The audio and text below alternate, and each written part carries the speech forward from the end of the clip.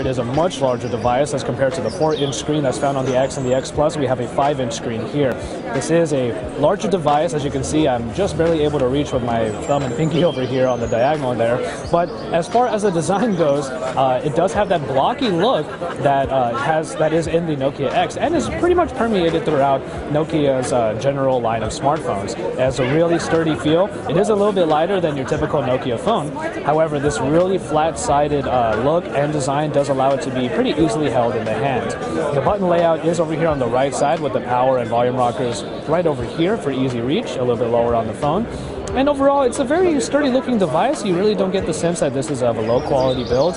And at the same time, you know, the design really exudes what Nokia is usually known for. You do have just this simple back button right here, which should allude to you already what kind of user interface and experience you're going to be expecting. But other than that, there really isn't a whole lot else in terms of the design of the phone.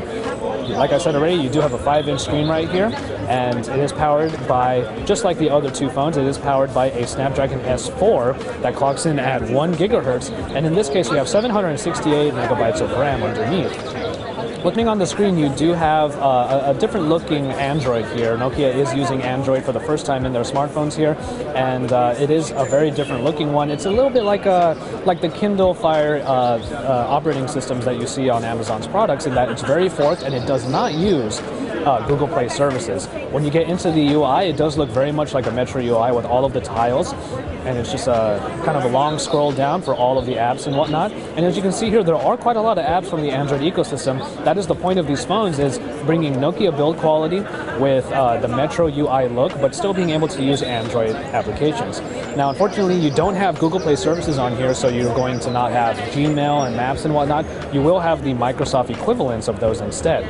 But going through all of the applications, it's pretty easy to see that you are able to get them on here in one way or another. If not through the Nokia store, then through third-party applications that tap into the Android ecosystem in order to download the apps and install them on here. It is possible to sideload them as well, but that's something that we would say is really your endeavor if you wish to do so. In the end, you do have a pretty nice looking UI, and there is also this screen right here that allows you to take a quick glance at some of the most recent things that you were able to do. There is also a controller here for music, so you'll get some contextual information there and some ways of controlling some of the parts of your phone in an easy way on a second screen. So that's just a quick look at the Nokia XL here. It is a much larger device, and they do come in at pretty affordable price points. However, given that this is a dual SIM phone, I don't believe we'll be seeing it in America